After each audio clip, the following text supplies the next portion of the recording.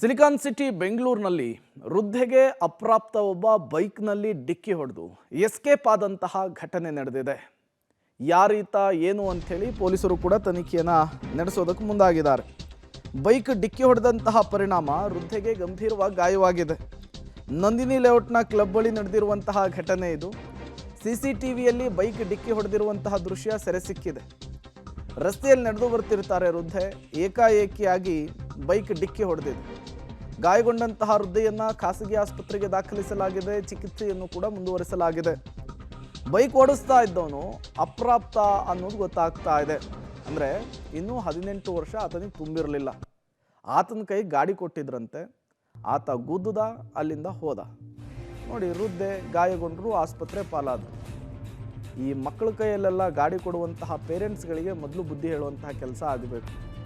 ದೇಶದ ಬೇರೆ ಬೇರೆ ರಾಜ್ಯದಲ್ಲಿ ಮಕ್ಕಳ ಕೈಯಲ್ಲಿ ಗಾಡಿ ಕೊಟ್ಟು ಏನೆಲ್ಲ ಅನಾಹುತ ಆಗಿ ಕೋರ್ಟ್ ಶಿಕ್ಷೆಯನ್ನು ವಿಧಿಸಿದ್ದನ್ನು ಕೂಡ ನಾವು ನೋಡಿದ್ವಿ. ಹಂಗಿದ್ದು ಕೂಡ ನಮ್ಮ ಪೇರೆಂಟ್ಸ್ಗಳು ಎಚ್ಚೆತ್ಕೊಳ್ಳಲ್ಲ. ನೋಡಿ, ನೀವು ಕೂಡ ದೃಶ್ಯವನ್ನು ಗಮನಿಸ್ತಾ ಇದ್ದೀರಿ.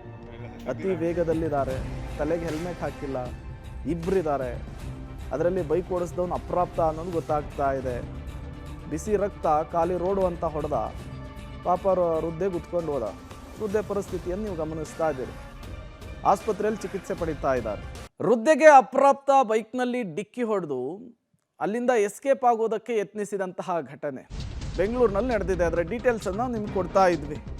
ಕೂಡಲೇ ಇಬ್ಬರು ಬೈಕ್ ಸವಾರರನ್ನು ಹಿಡಿದಿದ್ದಾರೆ ಸ್ಥಳೀಯರು ಅನ್ನೋದು ಗೊತ್ತಾಗ್ತಾ ಇದೆ. ಎಸ್ಕೇಪ್ ಆಗೋದಕ್ಕೆ ಬಿಟ್ಟಿಲ್ಲ. ನಂದಿನಿ ಲೇಔಟ್ ಠಾಣೆಯ ಪೊಲೀಸರು ವಶಕ್ಕೆ ಪಡೆದುಕೊಂಡಿದ್ದಾರೆ ಬೈಕ್ ಸವಾರರನ್ನು. ಅಪ್ರಾಪ್ತರಿಗೆ ಬೈಕ್ ಕೊಟ್ಟ ಹಿನ್ನೆಲೆಯಲ್ಲಿ ತಂದೆ ಮೇಲೆ FIR ಆಗೋ ಸಾಧ್ಯತೆ ಇದೆ. ಆಕ್ಸಿಡೆಂಟ್ ಮಾಡಿದ ಬೈಕ್ ಸೀಸ್ ಮಾಡಿರುವಂತಹ ಸಂಚಾರಿ ಪೊಲೀಸರು ತನಿಖೆಯನ್ನು ನಡೆಸ್ತಾ ಇದ್ದಾರೆ.